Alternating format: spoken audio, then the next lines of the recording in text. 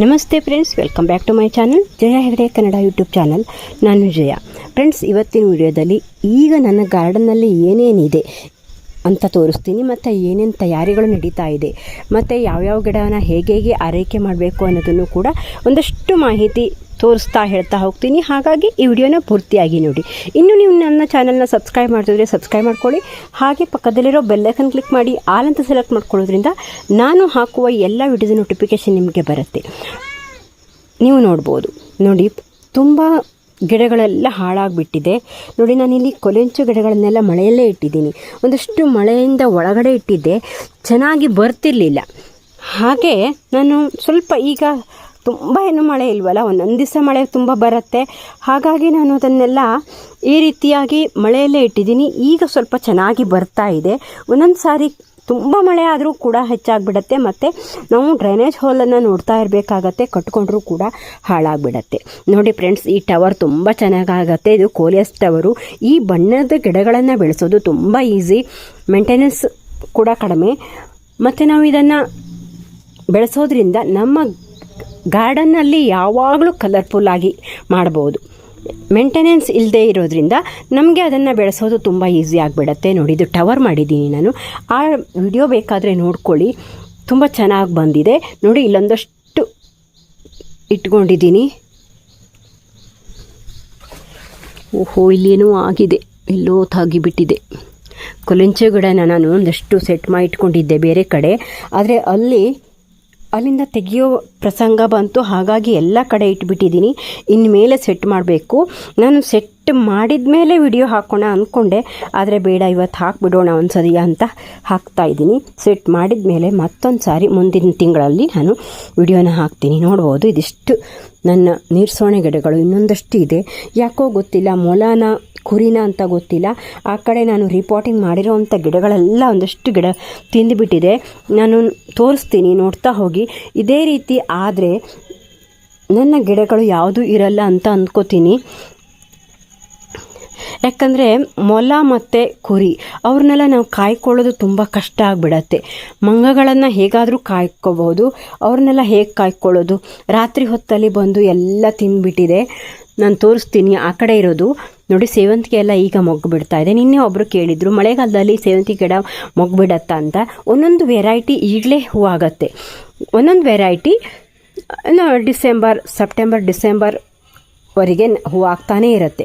ಕೆಲವೊಂದು ವೆರೈಟಿ ಒಂದೊಂದು ಟೈಮಲ್ಲಿ ಹೂವು ಆಗ್ತಾ ಇರುತ್ತೆ, ಮತ್ತು ಈಗಲೇ ಮೊಗ್ಗು ಬಿಡೋದು. ಅದು ಇದೇ ಸೀಸನ್ನು ಅದಕ್ಕೆ.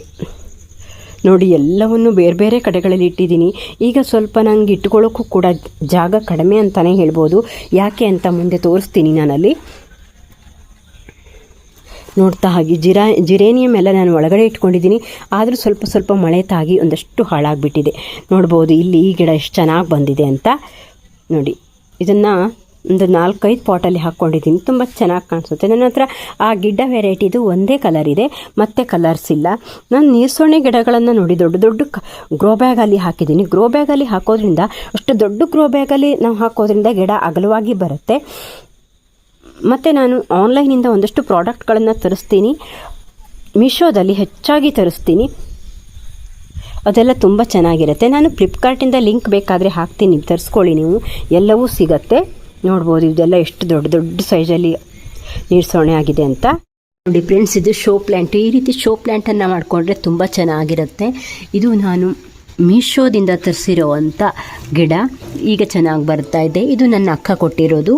ಈ ರೀತಿ ಶೋ ಪ್ಲ್ಯಾಂಟ್ ಚೆನ್ನಾಗಿರುತ್ತೆ. ಇದು ನೋಡಿ, ನನ್ನ ನರ್ಸರಿಯಿಂದ ತಂದಿರೋದು, ಮೊಗ್ಗಾಗಿದೆ, ಮತ್ತು ಇಲ್ಲಿ ನೋಡಿ ಹೂವಾಗಿದೆ. ಈ ವೆರೈಟಿ ನಾನು ಮತ್ತೊಂದೆರಡು ಗಿಡಗಳನ್ನು ಮಾಡ್ಕೊಂಡಿದ್ದೀನಿ. ಇದು ಗಡ್ಡೆ ಆಗುತ್ತೆ, ಒಂದು ಸಾರಿ ಸತ್ತೋಗುತ್ತೆ ಹೂವು ಆದಮೇಲೆ, ಮತ್ತು ಇಲ್ಲಿ ಸಸಿ ಆಗುತ್ತೆ. ಆ ರೀತಿ ಇದು ತುಂಬ ಮೇಂಟೆನೆನ್ಸು ಕೂಡ ಕಡಿಮೆ, ಮತ್ತು ನೀರು ಜಾಸ್ತಿ ಆದರೆ ಹಾಳಾಗಿಬಿಡತ್ತೆ. ಅಂಥ ಗಿಡ ತುಂಬ ಚೆನ್ನಾಗಿರುತ್ತೆ. ಇದರಲ್ಲಿ ತುಂಬ ವೆರೈಟಿ ಬರುತ್ತೆ. ನೋಡಿ, ಈ ಸಾಲಲ್ಲಿ ಇದಕ್ಕೂ ಕೂಡ ಮಳೆ ತಾಗಬಾರ್ದು. ಪೆಂಟಾಸ್ ಗಿಡ, ಇದರಲ್ಲಿ ತುಂಬ ಕಲರ್ಸ್ ಇತ್ತು. ಕೆಲವೊಂದು ನಾನು ಮಳೆ ನೀರು ತಾಗಿದೆ, ಹಾಗಾಗಿ ಕೊಳೆತು ಹೋಗಿದೆ. ಇನ್ಮೇಲೆ ಸರಿ ಮಾಡಬೇಕಾಗತ್ತೆ. ನೋಡಿ, ಹೂವಾಗಿ ಮುಗಿದ ಮೇಲೆ ಇಲ್ಲಿಗೆ ನಾವು ಅದನ್ನು ಕಟ್ ಮಾಡಬೇಕು. ನೋಡಿ, ಈ ಸಾಲಲ್ಲಿರೋದು ಈ ಗಿಡ. ನನ್ನ ಹತ್ರ ತುಂಬ ವೆರೈಟಿ ಗಿಡಗಳೇನೂ ಇಲ್ಲ, ಒಂದಷ್ಟು ವೆರೈಟಿ ಮಾತ್ರ ಇದೆ. ನೀರ್ಸೋಣೆ ಹೆಚ್ಚಾಗಿ ಮಾಡ್ಕೋತೀನಿ, ಯಾಕಂದರೆ ಎಲ್ಲ ಟೈಮಲ್ಲೂ ನೀರ್ಸೋಣೆ ಗಿಡದಲ್ಲಿ ಹೂವಿರುತ್ತೆ. ಆದರೆ ನಾವು ಅದನ್ನು 6 ತಿಂಗಳಿಗೆ ಒಂದು ಸತಿ ಹೊಸ ಗಿಡಗಳನ್ನು ಮಾಡ್ತಾ ಇರಬೇಕು ಅಷ್ಟೇ. ನೋಡಿ, ಕೆಲಸಗಳು ಜಾಸ್ತಿ, ಆದರೆ ಹೂವು ಯಾವಾಗಲೂ ಇರುತ್ತೆ. ಇದು ನೋಡಿ, ಮಳೆಗಾಲದಲ್ಲಿ ಹೂ ಬಿಡುವಂಥ ಗಿಡ. ಇದರಲ್ಲಿ ತುಂಬ ವೆರೈಟಿ ಇರುತ್ತೆ, ತುಂಬ ಕಾಸ್ಟ್ಲಿ ಅಂತ ನಿನ್ನೆ ಒಂದು ವಿಡಿಯೋದಲ್ಲಿ ನೋಡಿದ್ದೆ. ನೋಡಿ, ಇದರಲ್ಲಿ ನನ್ನ ಹತ್ರ 3 ಕಲರ್ ಇದೆ. ಇದು ಹೂವು ಬೇಗ ಹಾಳಾಗಿಬಿಡತ್ತೆ, ಆದರೆ ಇವೆಲ್ಲ ತುಂಬ ದಿನ ಇರುತ್ತೆ. ಇದಂತೂ ಈ ಪಿಂಕ್ ತುಂಬ ಚೆನ್ನಾಗಿರುತ್ತೆ.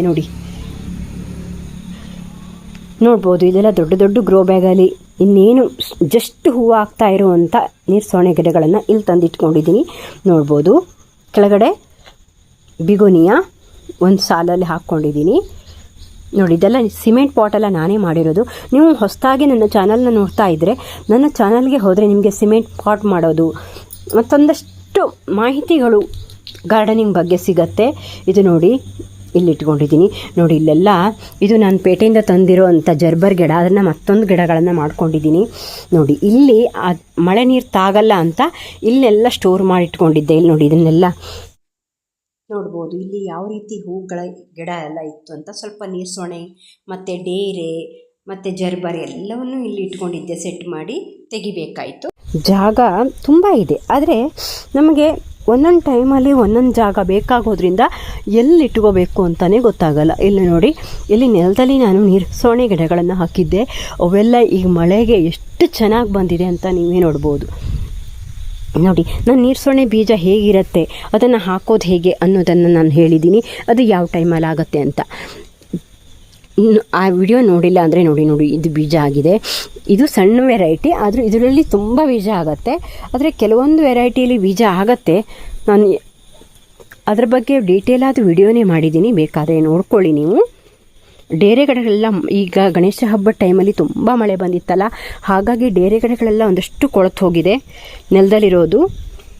ನೋಡ್ಬೋದು, ಇಲ್ಲಿ ನಾನು ಹೊಸದಾಗಿ ಈ ನೀರ್ಸೋಣೆ ಗಿಡಗಳನ್ನೆಲ್ಲ ಇಟ್ಕೊಂಡಿದ್ದೆ.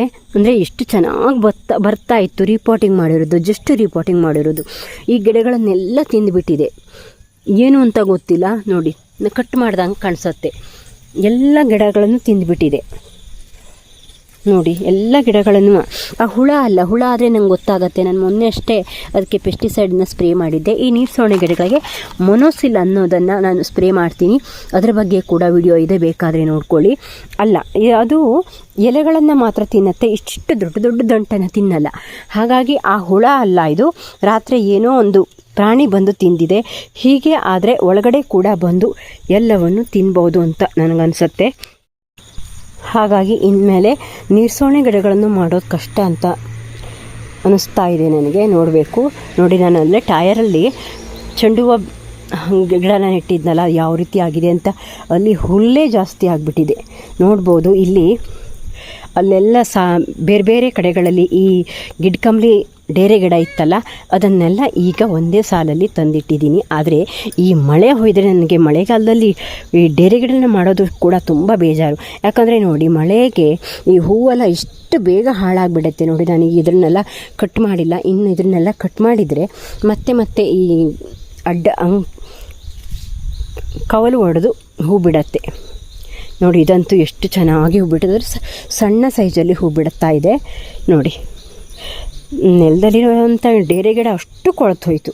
ತುಂಬ ಮಳೆ ಬಂತು, ಮತ್ತು ಅಲ್ಲಿ ಹೆಗ್ಗಣಗಳೆಲ್ಲ ಆಗೋದು ಎಲ್ಲ ಬೇಜಾರಾಗೋಯ್ತು ನನಗೆ. ಹಾಗಾಗಿ ನಾನು ಡೇರೆ ಗಿಡ ಮಾಡೋದೇ ಇಲ್ಲ. ನೋಡಿ, ಇಲ್ಲಿ ಈ ದಾಸವಾಳ ಗಿಡ ಅಂತೂ ಎಷ್ಟು ಚೆನ್ನಾಗಿ ಹೂ ಬಿಡ್ತಾ ಇದೆ. ದಾಸವಾಳ ಗಿಡದ ಕೇರಿಂಗ್ ಹೇಗೆ ಮಾಡಬೇಕು ಅಂತ ಹೇಳಿದ್ದೀನಿ. ನೋಡಿ, ಎಷ್ಟು ಮಾಡಿದ ಮೇಲೆ ನೋಡಿ ಎಷ್ಟು ದೊಡ್ಡದಾಗಿ ಸೈಜಲ್ಲಿ ಹೂ ಬಿಡ್ತಾ ಇದೆ ಅಂತ. ದೊಡ್ಡ ಸೈಜಲ್ಲೇ ಹೂ ಬಿಡ್ತಾ ಇದೆ.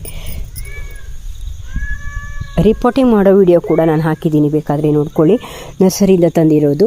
ನೋಡಿ, ಗುಲಾಬಿ ಗಿಡ ಆರೈಕೆ ಮಾಡ್ತಾಯಿದ್ದೀನಿ, ಆದರೆ ಈ ಮಳೆಗೆ ಅದು ಏಳೋದೇ ಇಲ್ಲ, ಹಾಗಾಗಿಬಿಟ್ಟಿದೆ. ನೋಡ್ಬೋದು, ಈ ಕೋಲಿಯಾಸ್ ಗಿಡ ಎಷ್ಟು ಚೆನ್ನಾಗಿ ಬರುತ್ತೆ ಅಂತ. ನೋಡ್ಬೋದು, ಇಲ್ಲೆಲ್ಲ ಒಂದಷ್ಟು ಹ್ಯಾಂಗಿಂಗ್ ಪಾಟ್ಗಳು ತುಂಬ ಎಲ್ಲ ಇಲ್ಲ, ಒಂದಷ್ಟು ಚೆನ್ನಾಗಿ ಬಂದಿದೆ. ಈಗ ಬೇಸಿಗೆಯಲ್ಲಿ ಈ ಹ್ಯಾಂಗಿಂಗ್ ಪಾಟು ಸ್ವಲ್ಪ ಹಾಳಾಗಿಬಿಡತ್ತೆ.